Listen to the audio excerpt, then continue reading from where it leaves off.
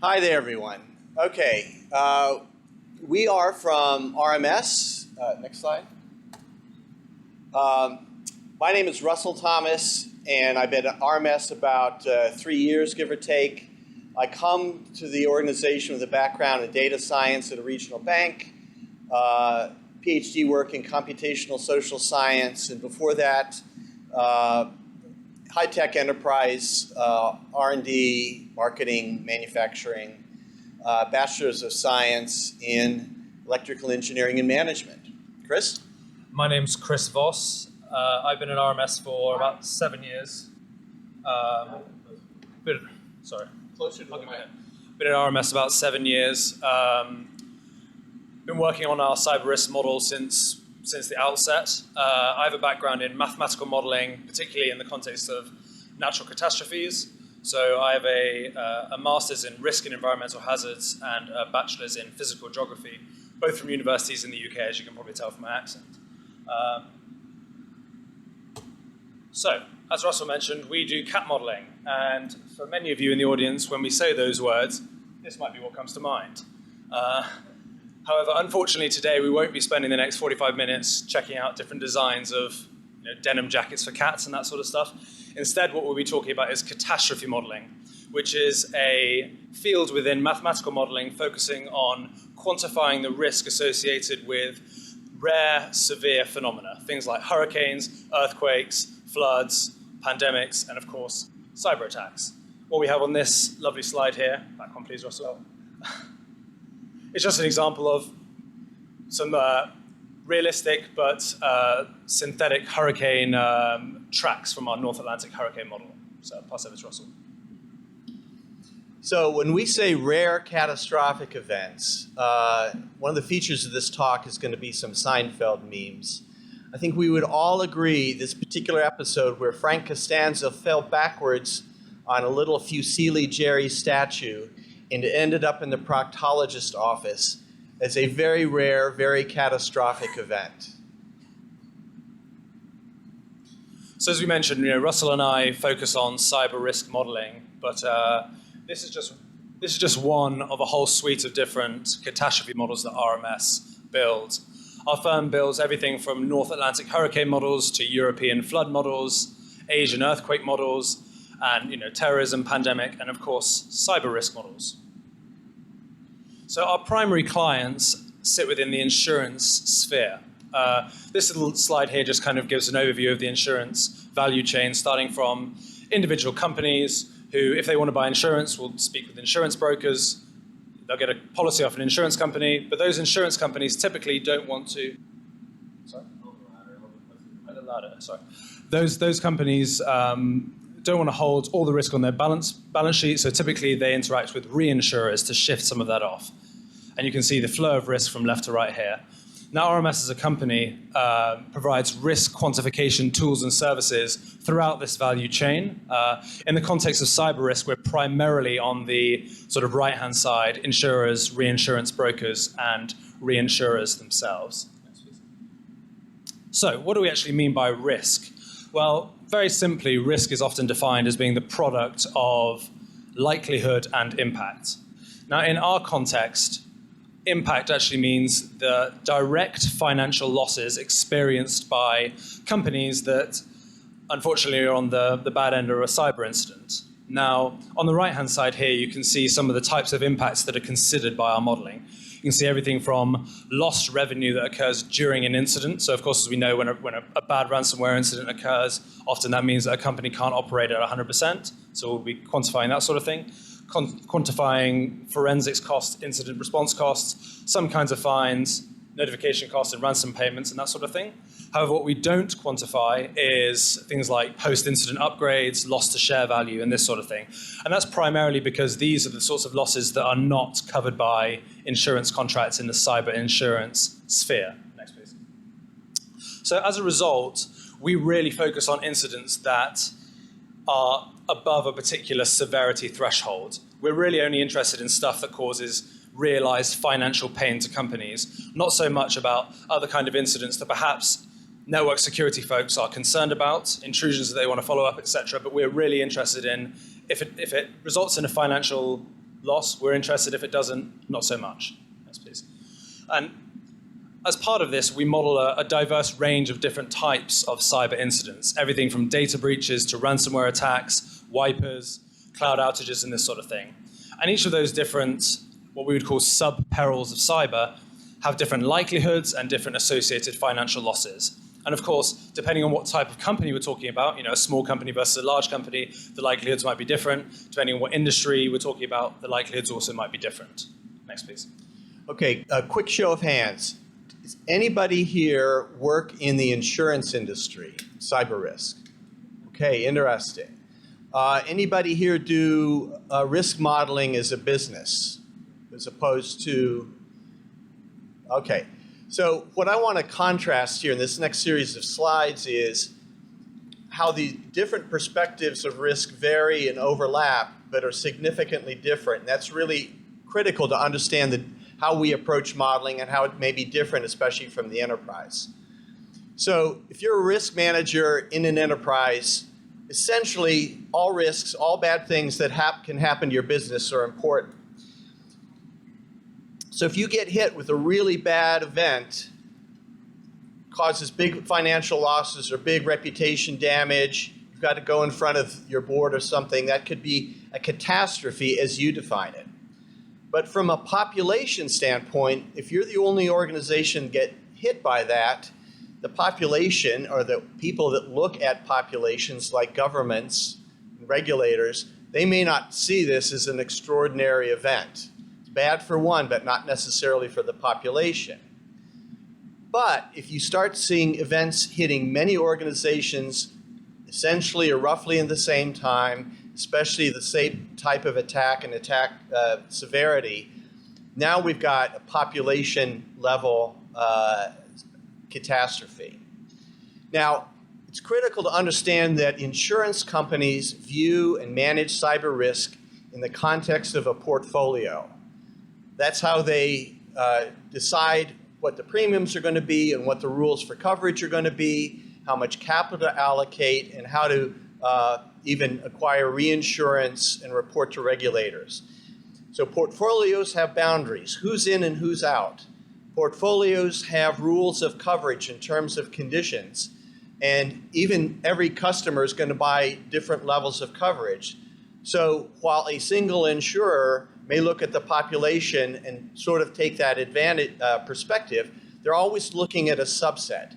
And a key part of the RMS product is to help insurance customers go from the population or macro view down to their particular portfolio view and say, what does this mean for the types of customers we cover? So what RMS does in our model is, in this version 6 that we've just introduced, we model a synthetic population of all firms above a certain size threshold. And further, we separate this synthetic population by the industrial sector as well as the geographic jurisdiction. And critical to our modeling is what's the footprint of given attacks? And we're concerned about how many threat actors there are and their campaigns and what are their footprints. And different campaigns can have different footprints, and that can affect who's affected and how many. So some may be horizontal, some may be vertical, and in the worst case scenarios, they may cover a very, very large portion of the population. And this is really of prime concern to our customers and to our models. Cool. Thanks, Russell. So to sort of formalize this, I think it's helpful to sort of reiterate a couple of things. So the first of which is that we can think about risk in two categories. We can think about what's called attritional risk, and essentially these are incidents, like Russell mentioned at the very beginning, which are sort of independent, which can still be substantial in scale, but are not associated with many, many companies being hit. So an example of that would be something like the 2017 Equifax data breach, which was brutal for Equifax, but it's not like it hit thousands and thousands of companies simultaneously. Then we have tail risk, which in our parlance is really focusing on low probability, high severity events that hit many, many companies simultaneously. So these are things like WannaCry and NotPetya might be examples of tail risk. And of course, we can all imagine much more terrifying examples than any of those, that might potentially occur. So we wanted to sort of touch on how this influences insurance premium, because that might be something that, a touch point that you folks have, directly with the insurance industry.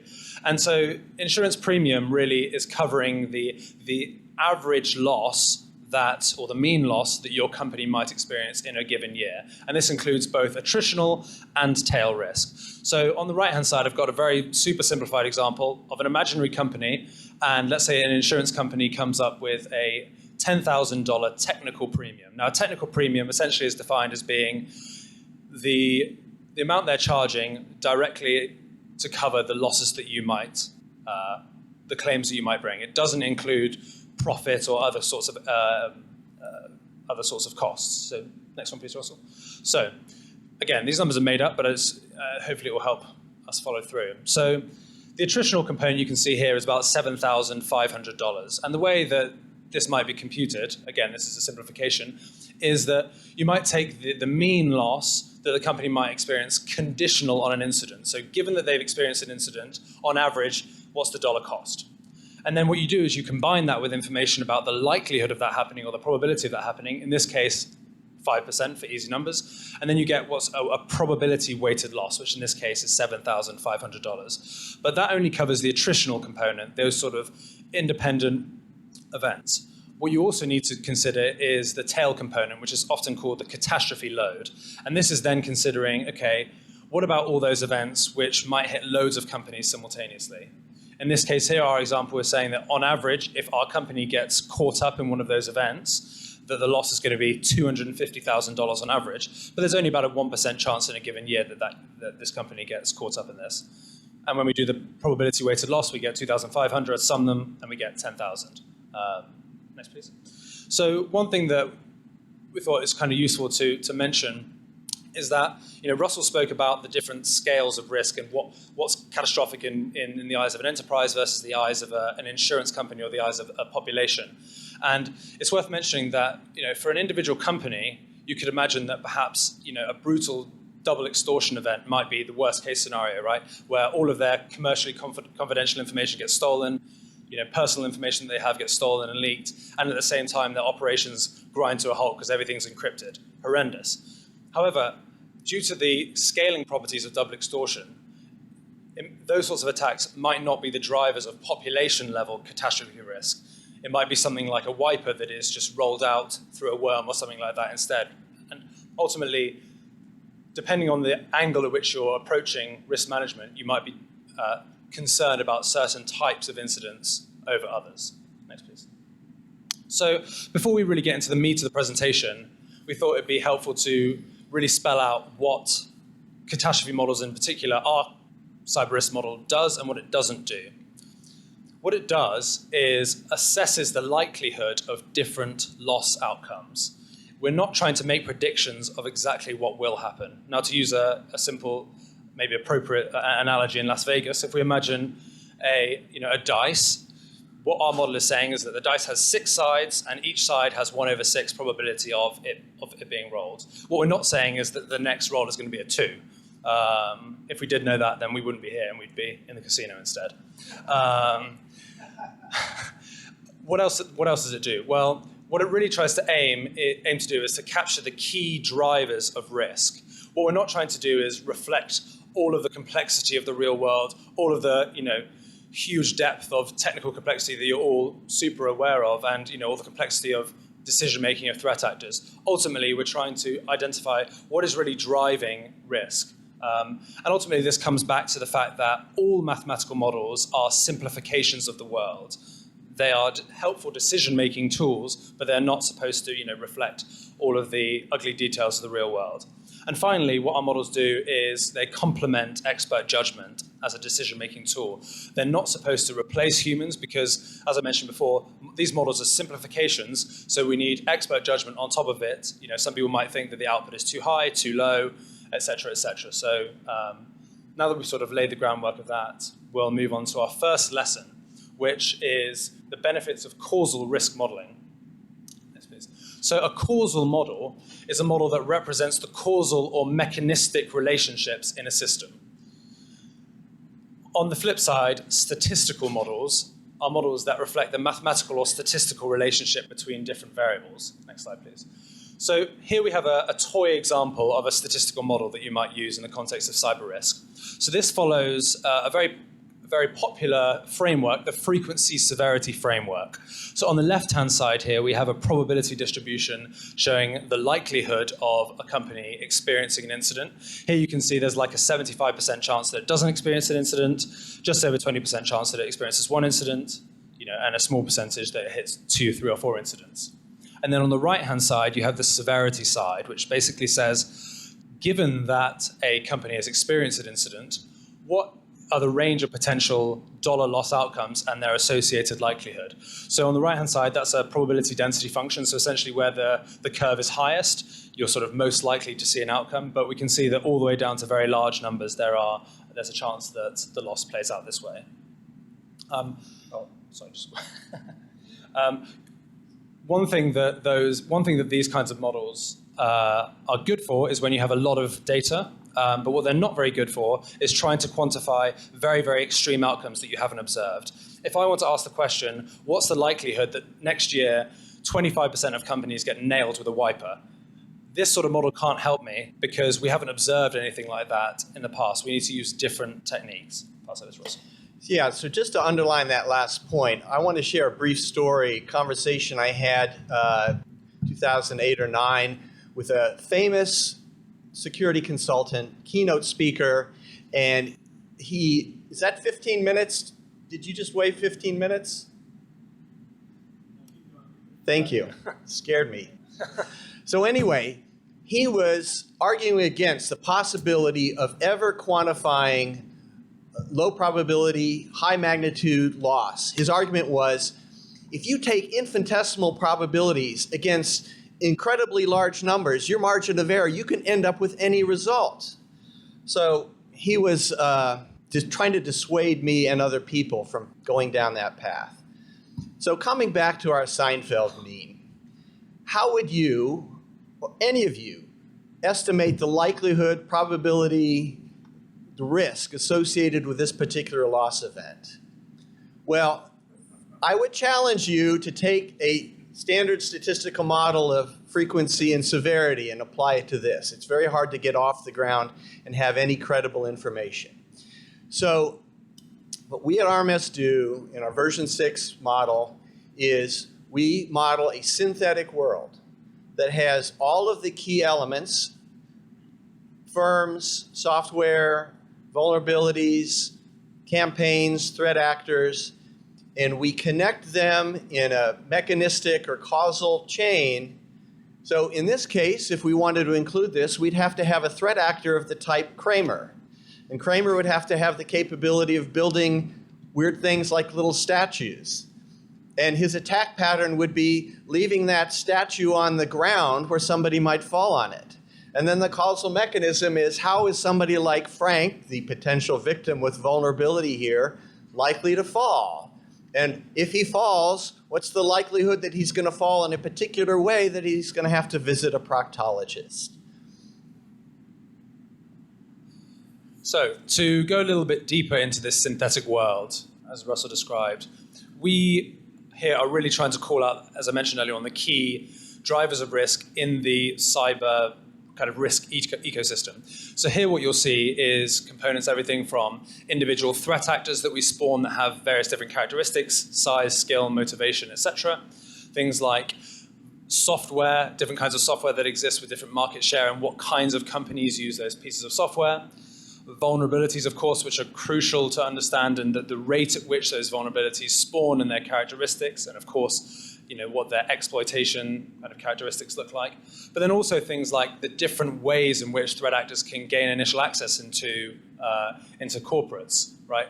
Things like social engineering have extremely different scaling characteristics to worms, for example. And modeling the specific ways in which those play out is super important. Next slide. So those of you kind of who work in a field a little bit closer to ours might be wondering, how on earth do you operationalize all of that? Well, so this is a bit of a simplification, but ultimately the way that this works is for 50,000 synthetic years, what we do is we initialize a world in which you have software with different market share characteristics, different vulnerabilities that have been spawned with various different characteristics, and then of course putting into place different ways in which threat actors can get into companies and different bad things that they can do once they're inside. And then those threat actors essentially are able to evaluate their different options each year, and Russell will talk a little bit later on about how we go about that. And then these threat actors will choose what nefarious thing they decide to do. And we essentially rinse and repeat this process, exploring lots of different states of the world, because none of us can, write down on a piece of paper now exactly what's going to happen from a vulnerabilities perspective, over the coming year.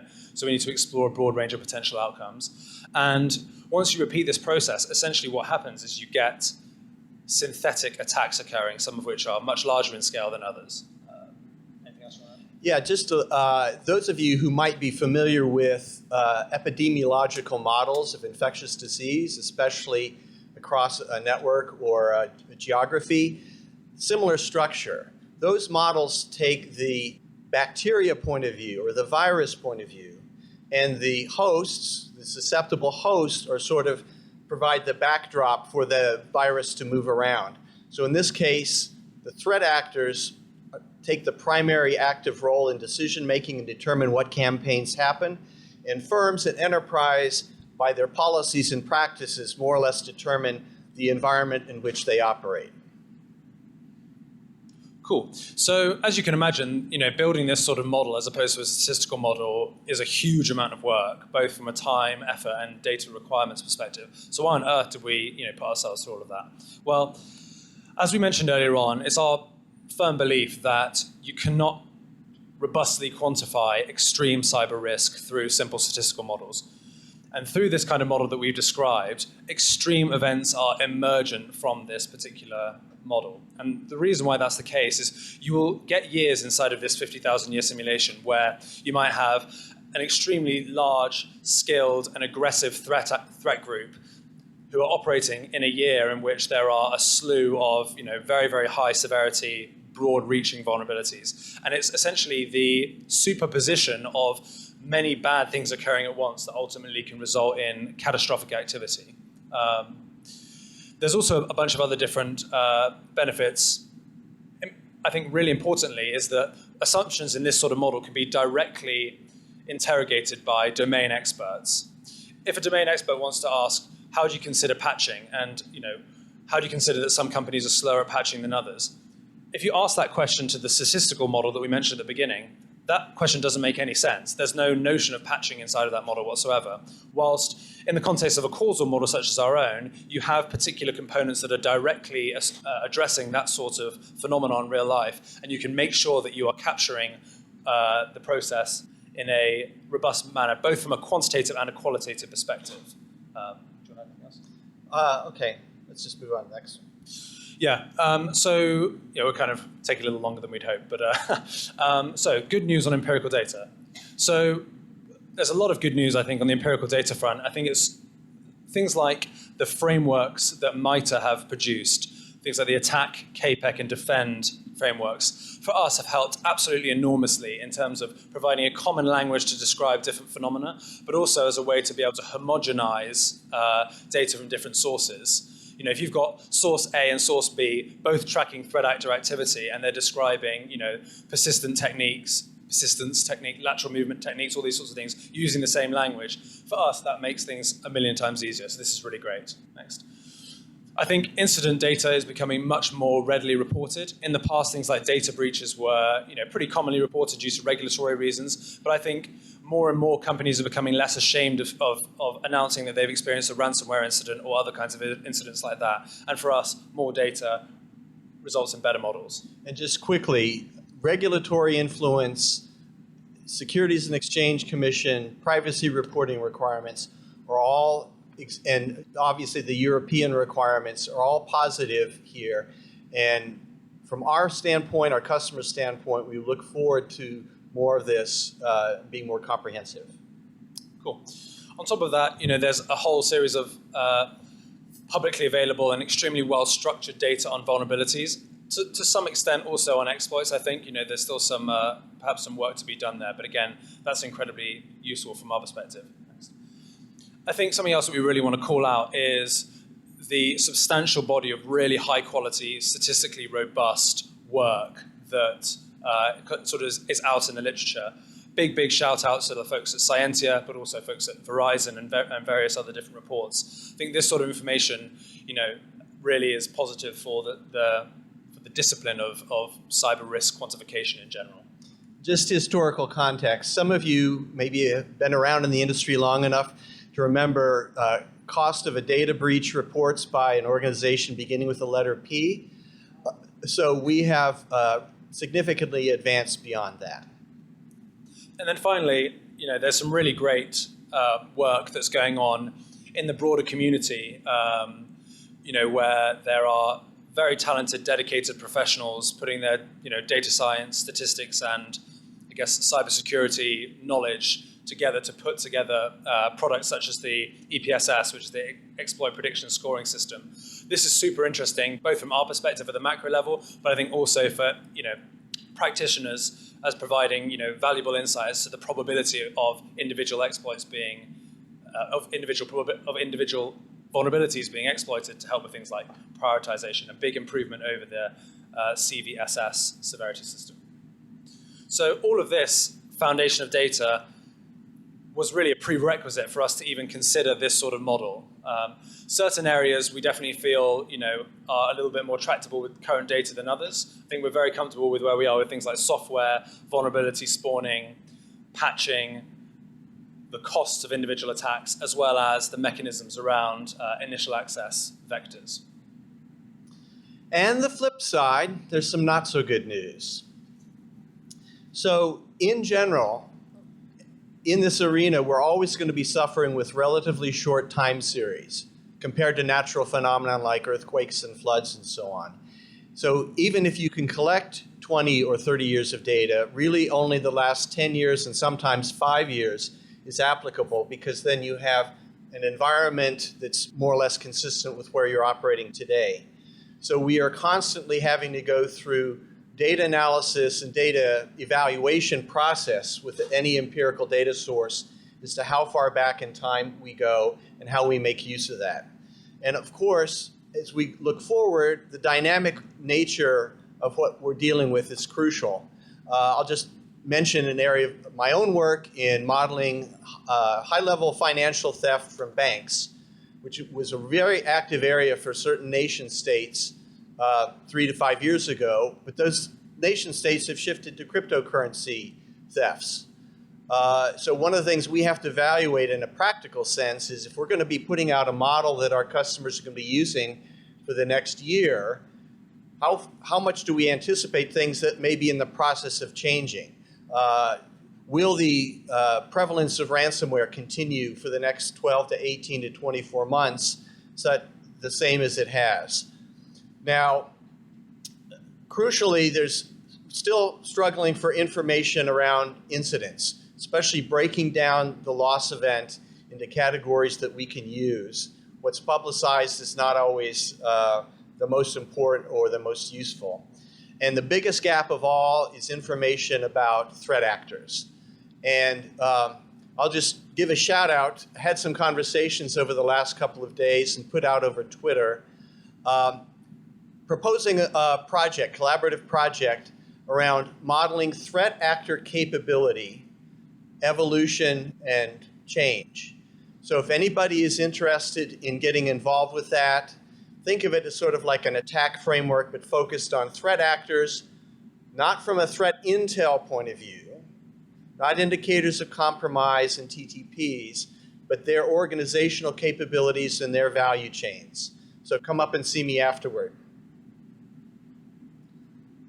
So this leaves us with the need to fill in the gaps with data with expert knowledge.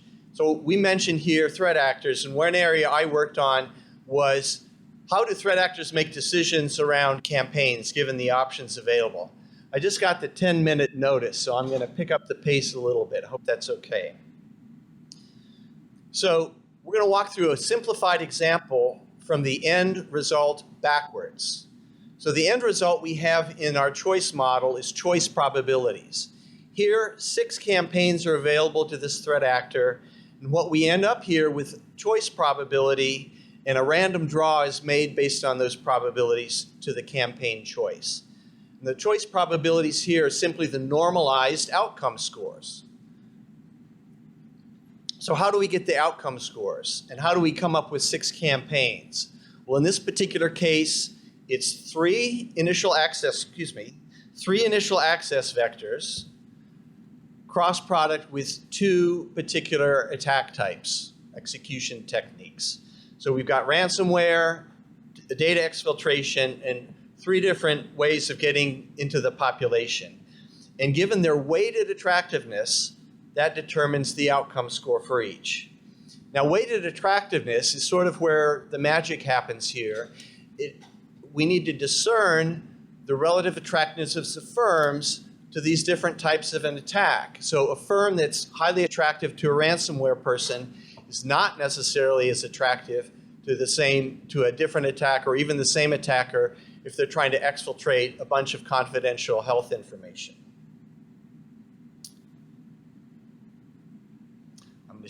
So we'll move on to the next one. So this next lesson is, I guess, a bit more of a tutorial for those of you who are kind of interested in, applying simple statistical methods to your risk quantification work. So we're going to be talking about probability distribution. So probability distribution is essentially a mathematical function listing a range of possible outcomes for a particular process and the corresponding likelihoods. On the right-hand side here, we have a normal or a Gaussian distribution, bell-shaped curve, for adult male height in the United States. Next, please. Now, using observations, we can actually come up with some reasonable parameters for what this mathematical function might look like. Next. And the benefits of fitting these functions are quite numerous, actually. The first of which is enables you to estimate the likelihood of different outcomes. If you wanted to know what's the chance that someone is more than 6'3" tall, you can ask that to this mathematical function. You can ask also what's the likelihood that they're between 5 foot and 5'5" tall. You can also ask that sort of thing. It also enables you to determine the likelihood of unobserved outcomes and enables you to generate synthetic data through sampling. In this case here, Russell just showed, if I ask this function, give me 5 numbers, it will draw in a way that's proportionate to the probability density. Next. So how would you actually go about doing this? In this imaginary example, we're saying, if I go around my local town and measure the height of 100 different men, I might get a histogram like you can see on the top right. Sorry, it's a little bit small.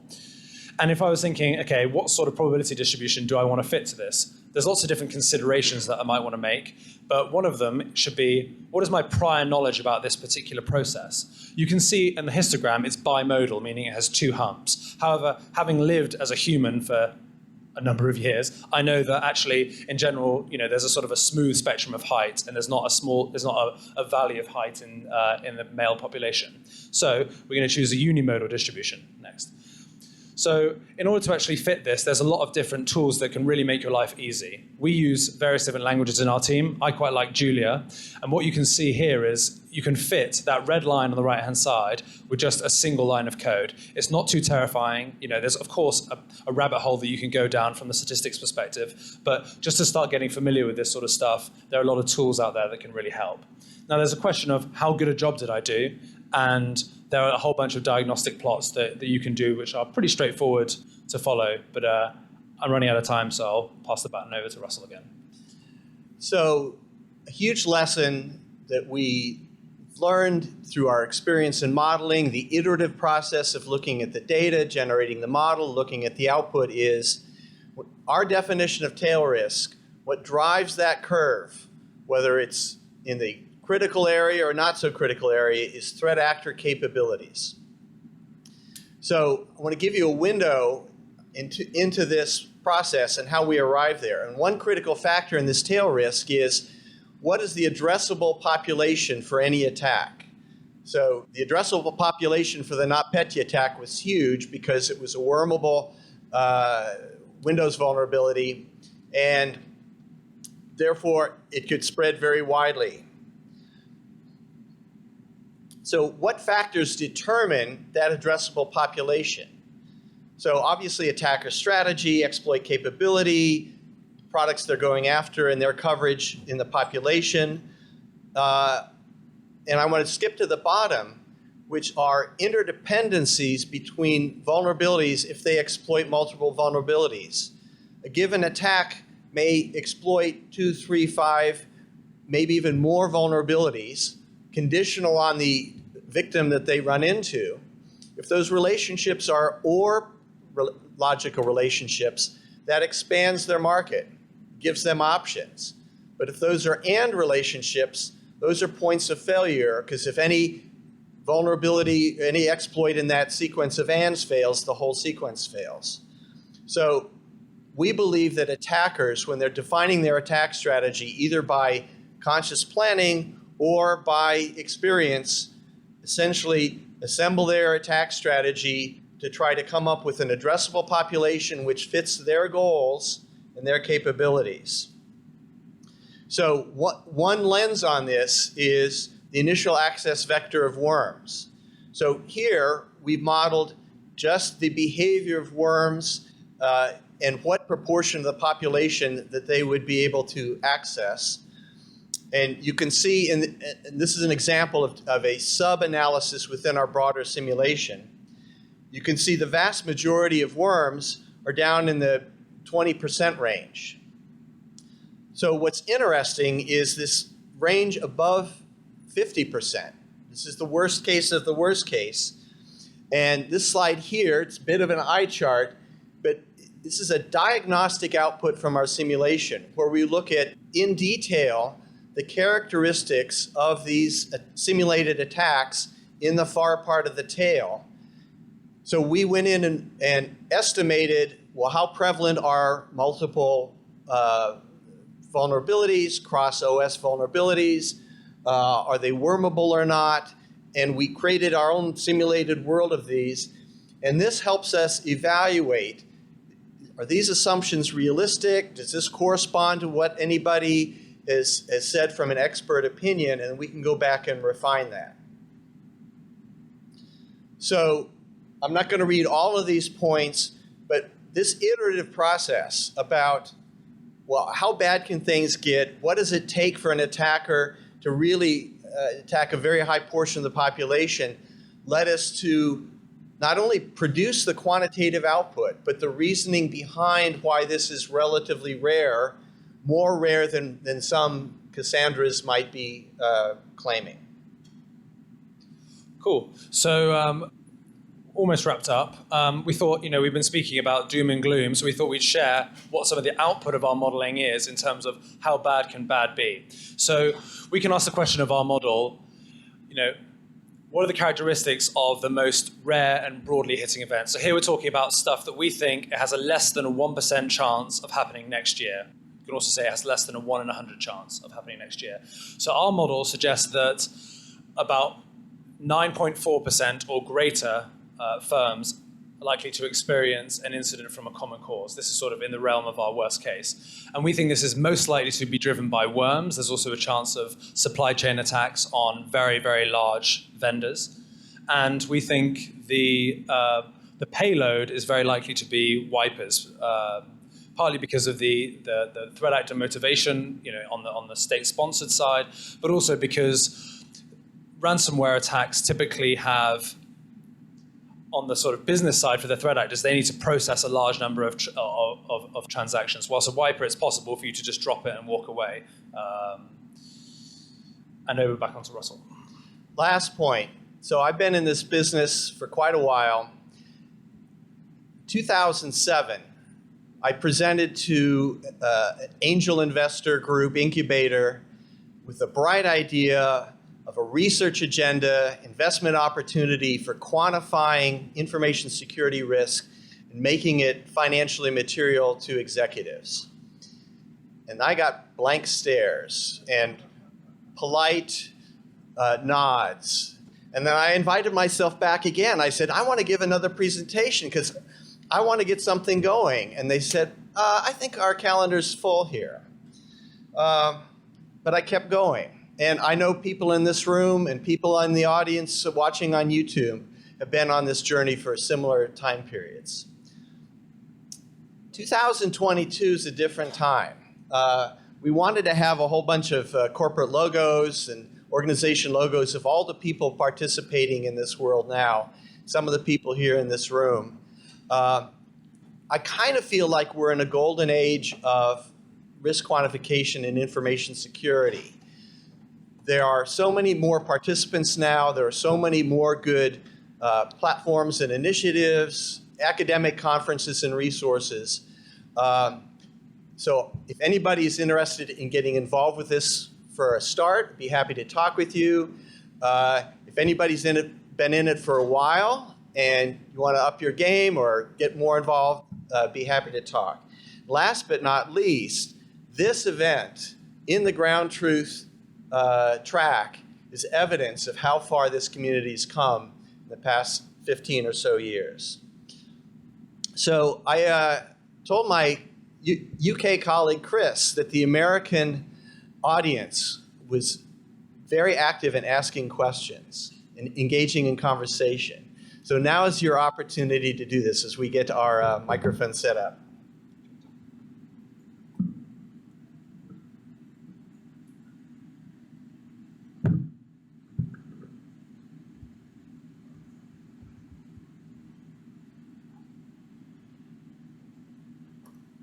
Hello, Russ. Get close. Hello, Russ. Hi. I presume that slide at the beginning where you're modeling risk as A little closer. as a result of impact times probability was just a straw man argument that you threw out with the rest of your slides, which didn't back up that approach? Or am I completely misreading what you guys have done here? Because it doesn't. Thankfully, it doesn't seem like you've gone through that dark road into multiplying apples times oranges, and you might want to educate everybody on exactly how you are modeling risk there. Thank you for that question.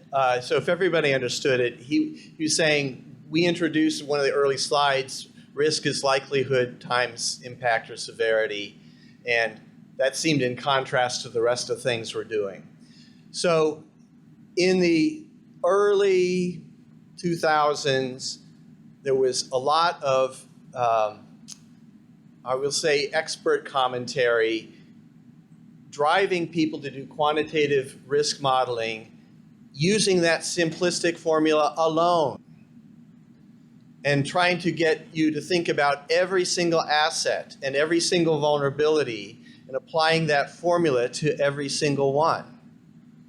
I was once at a conference where a high-level person at a bank told a war story of taking his team through such an exercise and after 2 weeks gave up in exhaustion. So they had carte blanche to work on this until they got it done for some board review and they gave up. The trouble with that is it makes sense at a conceptual level. So at a very broad definitional level, the definitions are consistent. But how you get there is crucial. And it's not the same, our whole presentation about causal modeling and getting to the probability of certain events happening and their conditional severity is what we think we're arguing is a viable, supportable path to getting to that risk definition. So, Closer. so there are lots of domains that are modeling risk. You mentioned earlier, like finance and floods and et cetera, et cetera. Are there similar approaches to causal modeling in all of those domains, and is there a common methodology between them? Yeah, I can try and talk to that a bit.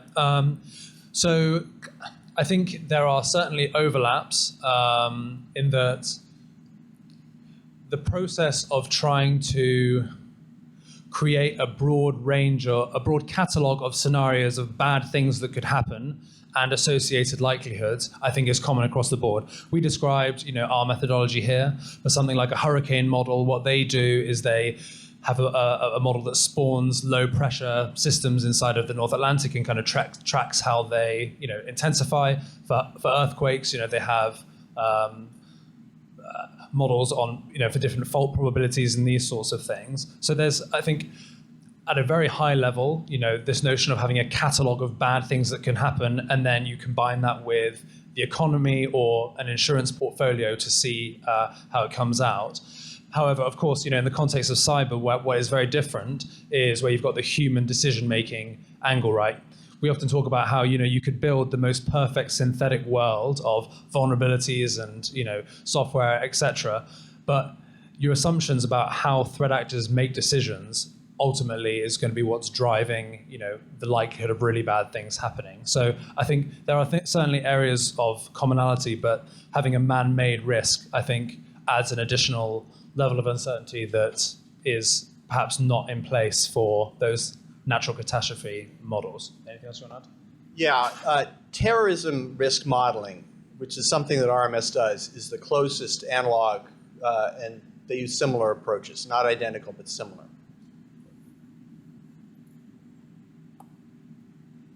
Hi there. I work for a very small, precious startup, and I'm in QA. I'm the closest thing they have to security. How do I get my very small, very new to the startup world, very literally young engineering team thinking about these sort of war games, these possible things that could happen? How do we react to them without scaring the pants off of them? That is a courageous, huge, incredibly important question and challenge. And anybody in this room who claims they know the answer to that or there's a foolproof path, I think you're kidding yourself. So everybody who encounters this, this is one of the most challenging things in the whole security world and quant risk. So I'm going to give a trite answer, but it's such a big question, it deserves more time. I invite you to join the Society of Information Risk Analysts, because I assume that you are interested in a quantitative risk approach to this question, as opposed to hand-waving or framework bashing or Please no. jargon hurling approaches. Okay, Society of Information Risk Analysts is a community of people, pretty grassroots, and there's lots of people and resources who you can connect to that will help break that down and give you tools to make progress on it. Awesome. Thank you.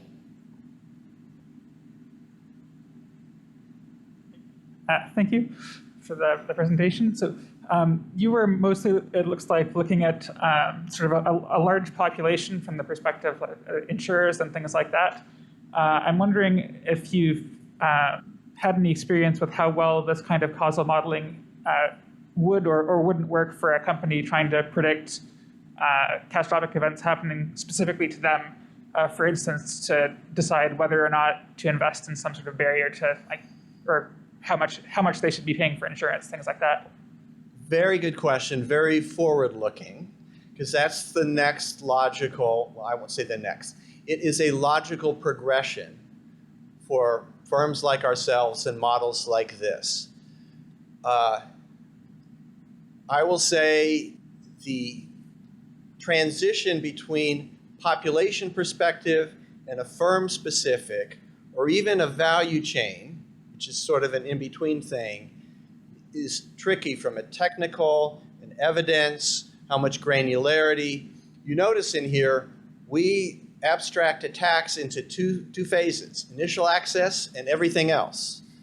Firms care a lot about that everything else. That's the whole elevation of privilege and horizontal movement and partitioning your networks and so on. I would be very interested in talking to anybody who's interested in that path. Official announcement, RMS has been purchased by Moody's Analytics. Moody's Analytics is a famous publicly held company modeling risk across a broad portfolio. and I know that they're interested in this topic. I will definitely come and talk to you about that afterwards. Thank you. Hello, thanks for the talk. It was really interesting. You talked a lot about external threat actors, and I was just wondering, how do you quantify insider attacks, the likelihood and impact given that the initial access is kind of taken care of? So the question is about insider attacks as threat actors. Our current model does not include insider attacks. Maybe Chris can comment. It's my understanding that insider attacks are not normally covered as part of normal cyber insurance. I mean, that may well vary from company to company, but so what we described just throughout this presentation is our framework for trying to quantify catastrophic cyber risk, right? So it's our assessment that although insider threat is definitely a big thing, the likelihood of, armies of people simultaneously deciding to, take up the mantle against their corporate oppressors is extremely unlikely. And that, the sorts of attacks that we're trying to model here around big supply chain attacks, worms from malicious external threat groups are likely to be the drivers of things. That's not to say that we don't consider internal insider threat implicitly. I mentioned earlier on, we have this kind of notion of a statistical model where you have the likelihood of certain things happening. We actually model the attritional risk through that sort of method. So we have quite a lot of data to see that these sorts of attacks do happen. So inside of our model, we sort of are implicitly capturing this, but we're not, we're not calling it out so explicitly. So in principle, we could add insiders as a new attack category. And I don't think really anything in our framework would fundamentally change. We'd have to add TTPs that are appropriate to insiders and so forth. But as Chris said, it probably wouldn't affect our overall model output. Now, I will say, my own personal opinion, to getting back to this gentleman's question about enterprise level, I think potentially one of the most catastrophic types of attacks for an enterprise would be executive level insider attack. Executives who have enough technical savvy to go back and change your financial systems, right? So think of WorldCom type scandals and so forth. If I were an enterprise risk manager, I would have executive or privileged access that causes major financial fraud in your threat model. Thank you. Hi, Stefan from STX. I have a question. So we have CAT models in the past, like for hurricanes, strong wind and everything. With lots of experience, this is all natural science. We can do controlled experiments and so on. Now with cyber, we are more in social science. The environment changes permanently. Now we know, quoting Nassim Taleb, the bigger the risk or the bigger the event, the less we have a clue. Where or how do you draw the boundary between stuff we can model and stuff we fundamentally cannot model? So I'll give us both a chance to answer this. Chris can think about it while I'm babbling on. You've raised a crucial point. So I mentioned at the start that my PhD work was in computational social science. Social science is a very broad, loose, not tightly integrated set of theories and methods compared to physics, for example, or chemistry. But there is a lot of things to draw on. So I mentioned in the model of threat actor decision making.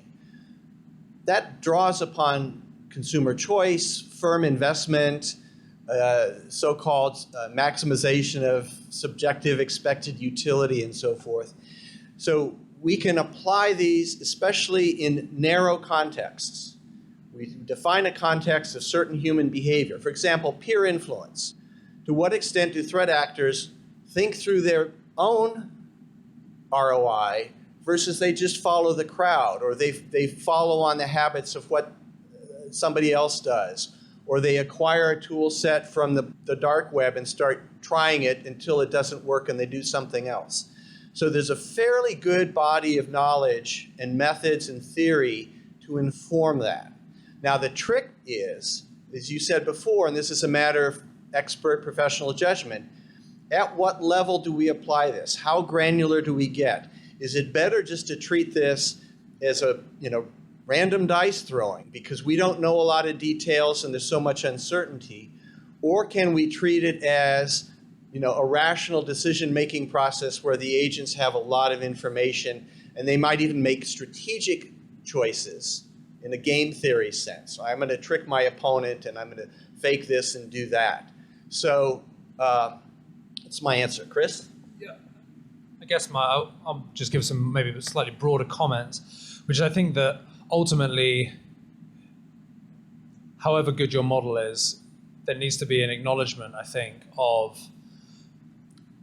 the uncertainty in this field is likely to always be greater than in the context of a hurricane, for example, for many reasons. As we mentioned, you've got the whole human decision-making side of things, the threat landscape changing far quicker than, than climate change is changing, hurricanes, for example. And then you've also got, I think, the observability challenge. With a hurricane, you can use satellite imagery and ground anemometers to measure the wind speed to make sure that your model is producing realistic output. With cyber, it's extremely difficult for us to, at scale, scan the internet to see which companies actually had a ransomware strain successfully deployed on some of their servers, right? So I think it doesn't mean that that uncertainty does not mean, in my view, that this pursuit is not worth doing, because I think certainly from the insurance perspective, as soon as you insure a company, you need to start thinking about this sort of thing, and either you're sort of finger in the air or you're trying to use techniques like we're trying to use. But I think I would endorse what Russell was saying, but I think also, there needs to be an acknowledgement of a greater uncertainty in this sphere. Thank you. Hopefully just a quick one, which was one of your points was around the lack of incident information. One thing was around the lack of incident information. You mentioned that incident information is hard to come by. I was just wondering, since you work so closely with insurers, they're clients of yours, they sort of receive a lot of this modeling. Wouldn't they have a lot of incident information from where they're paid out? And have you been able to leverage that? So the question is, do we get information from insurance, from their claims information and others that we make use of? So it depends. I think for insurance companies, this is my personal take, not that of RMS, is that, insurance companies, they view their claims data as being a form of intellectual property, especially if you're an insurance company that insures many, many, many companies. That data on the frequency and the types of events and all these sorts of things is really, really valuable to you. Certain insurance companies will view that actually they'd rather not share that information with vendors such as ourselves because they don't want their competitors to benefit from that intelligence, whilst other kinds of companies maybe take a longer view that they want to, that actually having robust quantitative methods is necessary for a cyber insurance, for a healthy cyber insurance industry more broadly. So we do have some claims data from some of our clients, but we'd always like more, but we understand that actually it's a business decision as well as other kinds of things. Yeah. There is an informal process where some of that information gets exchanged implicitly. It involves them running the model, them looking at their own data, and go, wait a minute, you're saying this and we're saying that. So whenever we get bones of contention, irritation, we're too high compared to what they think or too low, that sort of informs us indirectly about not the details, but the overall summary of where they are in the risk curve. I think as well, actually, it's also worth noting that some insurance companies do release claims statistics reports, which are also pretty, interesting, where they, they're not releasing the names of the companies that were hit or anything, but they're saying that, for companies with less than $5 million of revenue, 2% of them in our portfolio took a claim or something like that. So I think, data is being shared, but not as openly as maybe some of us would like. Yeah. Thank you.